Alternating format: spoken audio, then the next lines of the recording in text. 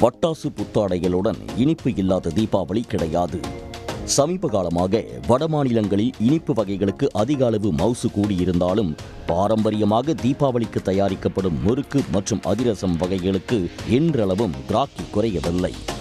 சீர்பலகாரங்களில் துவங்கி விழாக்களில் முறுக்கு மற்றும் அதிரசத்திற்கு தனி இடம் உண்டு.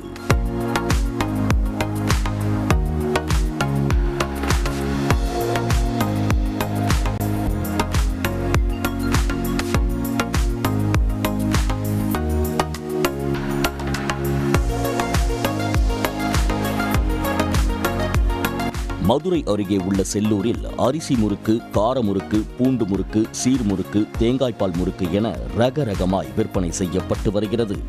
5 ரூபாயில் துவங்கி 10 ரூபாய் வரை விற்பனை செய்யப்படுகிறது. சுத்தமான வெல்லத்தில் தயாரிக்கப்படும் அதிரசம் மதுரை மட்டுமில்லாது தமிழகம் முழுவதும் பெயர் பெற்றது. தீபாவளி நெருங்கி உள்ளதால் 24 மணி நேரமும் வியாபாரம் பரபரப்பாக விற்பனை செய்யப்பட்டு வருகிறது.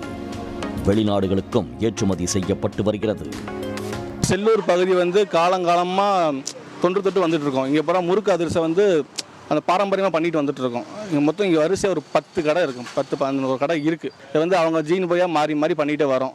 மொத்தம் நம்மகிட்ட 15 வெரைட்டி இருக்குது. அதில் 15 வெரைட்டி அரிசி முறுக்கு, கார முறுக்கு, ஓமப்பிடி முறுக்கு, தேங்காய்பால் முறுக்கு, பூண்டு முறுக்கு, தேன்குழல் முறுக்கு, அப்புறம் அந்த கல்யாண சீர்வரிசை முறுக்கு, அந்த முறுக்கு, அந்த மாதிரி ஒரு 10 ஐட்டத்துக்கு பண்ணிட்டு வரோம். அது போக தட்டுவடை, அச்சு முறுக்கு, அதிரசம் தீபாவளிக்கு அப்படி போயிட்டே இருக்கும். மில்க் ஸ்வீட்ஸின் வருகையினால் அதிரசம் மற்றும் முறுக்கு விற்பனைக்கு எந்த பாதிப்பும் இல்லை என்றே கடை உரிமையாளர்கள் தெரிவிக்கின்றனர். அதிரசம் தயாரிப்பில் பெண்களும் அதிக அளவில் ஈடுபடுகின்றனர். ஏன்னா அதிரசம், முறுக்கு, தட்டை இந்த இதுதான் போடுவாங்க. ஆனால் நல்லா இருக்கும். மண்டவெல்லம் தான், சீனியெல்லாம் சேர்க்குறது கிடையாது. மண்டவெல்லம் தான் நல்லா சிறப்பாக இருக்கும். தீபாவளிக்கு நல்லா இருக்கும், வாங்குவாங்க. இங்கே தான் போடுறாங்க, வேறு எங்கேயும் போடலையே. செல்லூர் கம்மா கரையில் தான் 10 கடையிலுமே போடுவாங்க, நல்லா இருக்கும்.